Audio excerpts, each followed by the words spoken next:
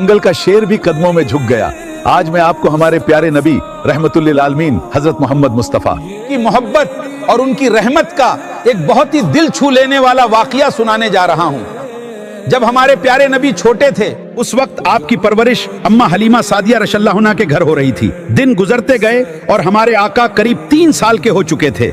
एक दिन आपने बड़े प्यार से अम्मा हलीमा से पूछा, अम्मा मेरे भाई रोज कहाँ जाते हैं? अम्मा हलीमा ने जवाब दिया, मेरे लाल वो बकरियां चराने जंगल जाते हैं। ये सुनकर नन्हे मुस्तफा ने फरमाया, अम्मा मेरा भी दिल चाहता है कि मैं उनके साथ जाऊं। अम्मा हलीमा का दिल ममता से भर आया। उन्होंने कहा, मेरे प्यारे बेटे, तुम बहुत नाजुक हो, मुझे डर है कहीं धूप तुम्हें तकलीफ ना दे।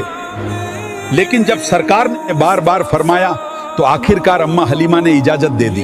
अगले दिन हमारे प्यारे आका अपने भाई के साथ जंगल की तरफ रवाना हुए।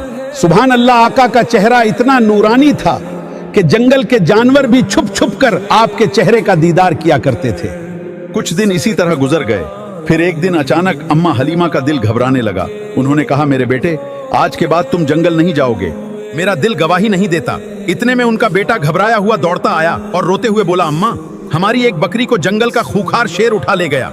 ये सुनते ही अम्मा हलीमा परेशान हो गईं। तभी नन्हे मोहम्मद ने फरमाया, अम्मा आप परेशान ना हो, मैं अभी आपकी बकरी वापस लेकर आता हूँ। अम्मा हलीमा ने घबरा कर कहा, बेटा वो शेर बहुत खतरनाक है, लेकिन सरकार ने बड़े यकीन के साथ फरमाया जब मोहम्मद उससे मांगेगा तो वो इनकार नहीं करेगा। फिर सरकार अम्मा हलीमा को साथ लेकर जंगल की तरफ गए। जंगल के बीच खड़े होकर आपने आवाज दी, ऐ जंगल के शेर, मेरी अम्मा की बकरी वापस कर दो।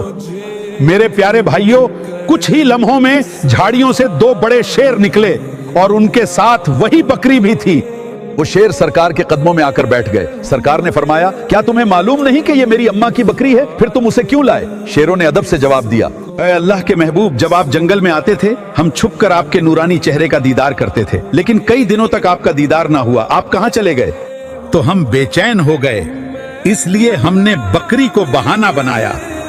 देखिए मेरे आका की शान। जहां इंसान ही नहीं बल्कि जंगल के जानवर भी आपसे मोहब्बत करते थे। मेरे प्यारे दोस्तों, हमें भी अपने नबी से सच्ची मोहब्बत करनी चाहिए, उनकी सुन्नत पर चलना चाहिए।